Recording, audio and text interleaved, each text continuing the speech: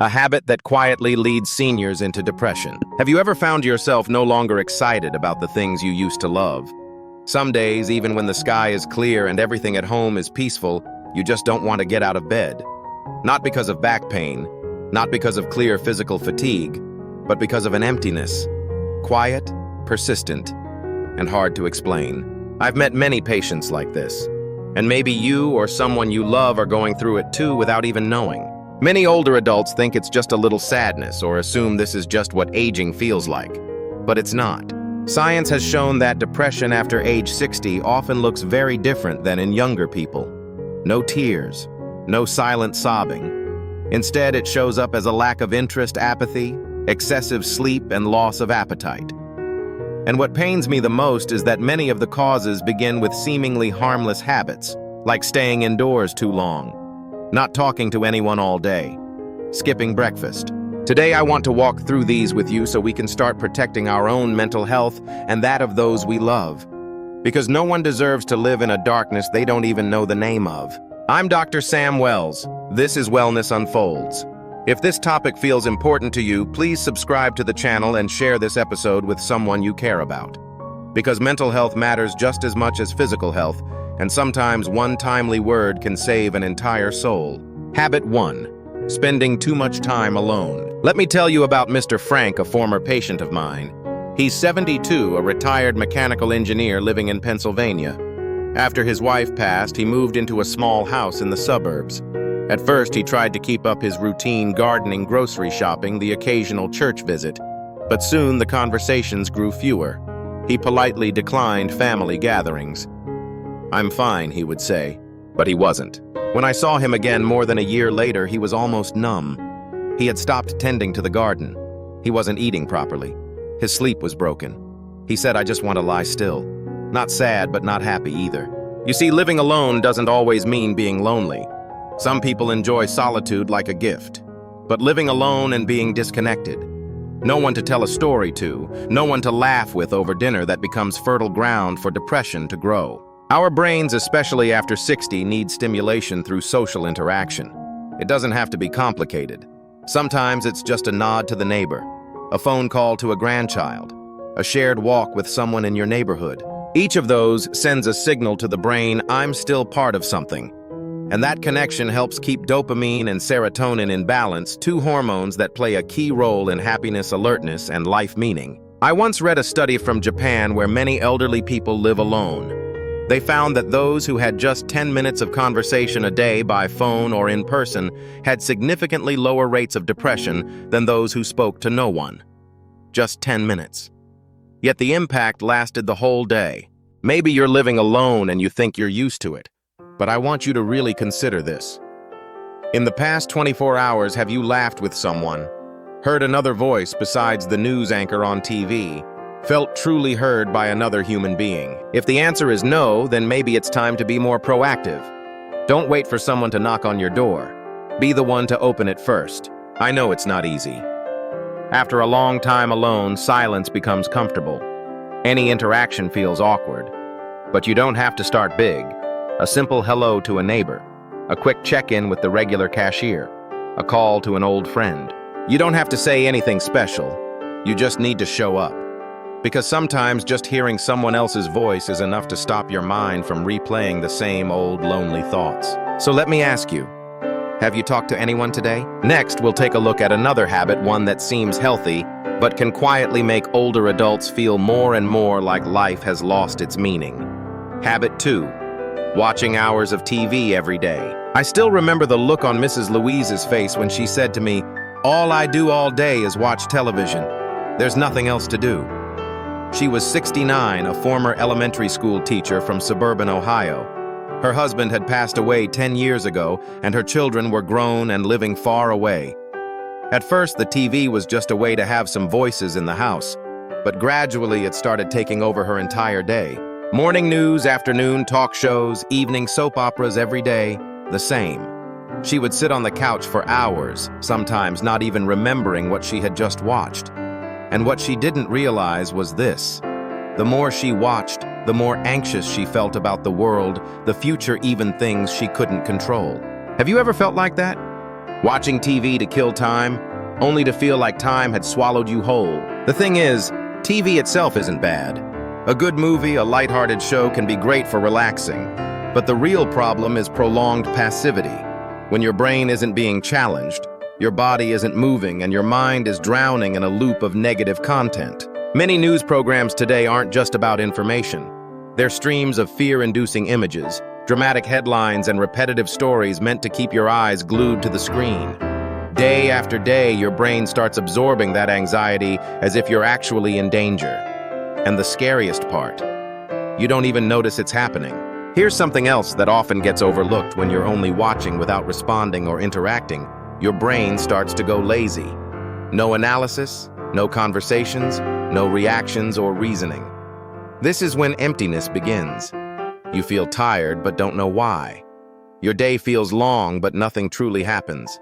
I once asked Mrs. Louise, if you turned off the TV today, what would you do instead? She went quiet for a long time, then said, "I don't know." That answer hit me hard. It speaks for so many older adults who feel lost, disconnected, and slowly, like they're fading. You might think listening to podcasts or reading books are also passive activities, but the difference is in the intention. When you listen to a podcast, you choose what you want to hear. You pause to reflect. You might even tell someone about it. When you read, you imagine. You relate it to your own life. You remember things. Even simple interactive games like puzzles or crosswords can help keep your brain sharp and responsive. The real question isn't, is watching TV bad? It's, what are you using TV for? To learn to unwind or to avoid that silent emptiness inside. If you find yourself leaving the TV on all day because there's nothing else to do, maybe it's time to ask, what else could I do to bring my mind back to life? One of my patients started with something simple, limiting TV time to 1 hour per day. She used the rest of her time to call her grandkids, write in a journal, listen to a new cooking podcast. And she said for the first time in years, her mind felt clear again. So how about you? How much TV will you watch today? Up next, I'll share a habit that sounds completely normal but quietly drains the joy out of everyday life for many older adults. Habit 3. Skipping breakfast and drinking too little water. I once had a 72-year-old female patient who came to see me complaining of constant fatigue. She had no serious illnesses, no fever, no clear infections, but she always felt drained, unmotivated, easily irritated, and unable to focus. After talking with her more deeply, I discovered the issue lay in something surprisingly simple. She often skipped breakfast and drank less than 3 glasses of water a day. You might think skipping breakfast or not drinking enough water doesn't sound like a big deal, but after age 60, the body doesn't store energy the way it used to. Missing that morning meal combined with mild dehydration, which is very common in older adults, can lead to an entire day of sluggishness, brain fog, and even a kind of unexplained emotional heaviness.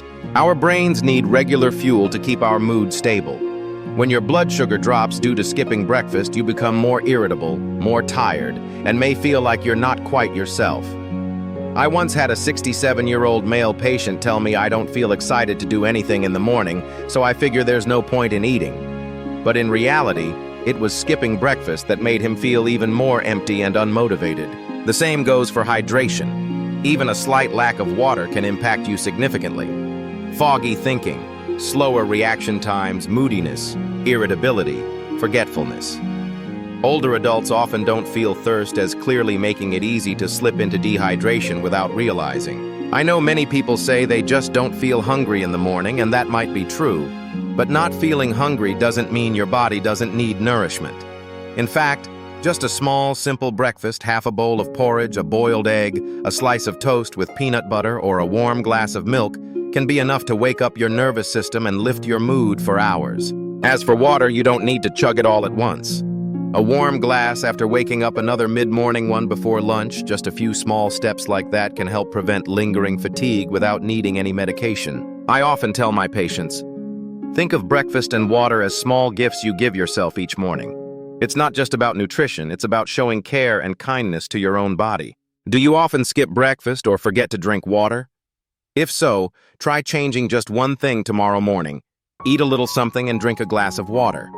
Then observe how your body feels throughout the day. You'll likely notice a real difference. You're listening to the Wellness Unfolds podcast with me, Dr. Sam Wells. If what I've shared resonates with you, or if you think someone you love needs to hear this, please don't keep it to yourself. Hit subscribe so you won't miss future episodes, and share this one with an older adult you truly care about. Health should never be a lonely journey. Thank you for being here with me. Habit 4. Hiding your feelings, not opening up. Let me ask you, when was the last time you truly shared your feelings? Not just small talk or the weather, but something that genuinely weighed on your heart. Who did you talk to? And how long has it been? I once met a man named Walter, 74 years old. He lived alone in Ohio, a retired engineer and father of 3. After his wife passed away, he kept on with life as if nothing had changed. Every day he made coffee, read the newspaper, called his kids briefly. But inside he told me, I feel like a jar filled with water, but no lid.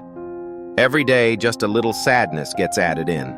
We grow up in different cultures, but one thing is quite common among older generations, the belief that complaining is selfish. That if we speak of our sadness, we're burdening our children, worrying others, or appearing weak.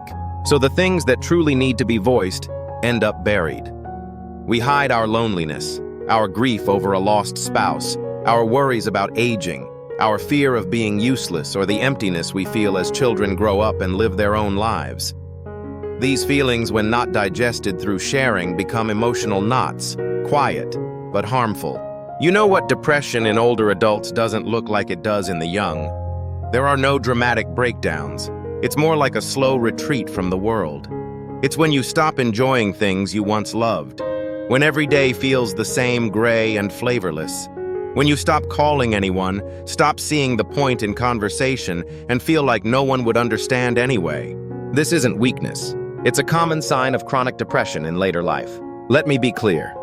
Sharing is not burdening. Sharing is an act of courage. It's how you care for your own mental well-being. It's how you say, I'm still here and I still feel life within me. No one is born knowing how to handle emotions, but anyone can learn. You can start small, write down your feelings each morning. Send a simple message, I feel like talking today. Pick one trusted friend, not to explain everything, but just to say, lately my heart feels heavy. One of my patients, Helen, age 81, started journaling every night before bed, just a few lines. Within months, she found herself breathing easier, sleeping better, and waking up clearer. She said, I don't feel like I have to hold everything in anymore. Have you ever felt that way? Like there's no one you can really talk to? If so, please know this. You are not alone. Start today. Let your emotions have a way out. It doesn't make you weak. In fact, it's one of the strongest things you can do. Habit 5. Neglecting exercise. Here's a paradox I often see. The weaker we feel, the less we want to move, and the less we move, the weaker we become.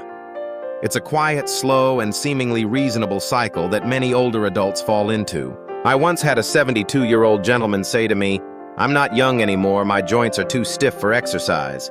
Just standing up makes me ache. Walking a few steps leaves me breathless, let alone any real workout. But that very mindset, the belief of I'm too weak so I shouldn't move, is often what quietly weakens the brain muscles, heart, and even the spirit. We usually think of exercise as a way to sweat, build muscle, or lose weight.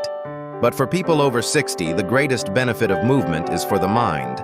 Did you know that every time you move, whether it's a slow walk, a stretch, or gentle joint rotation, your body releases a hormone called endorphin? This is the body's natural happy chemical, which lifts your mood, sharpens your thoughts, and significantly reduces the risk of depression.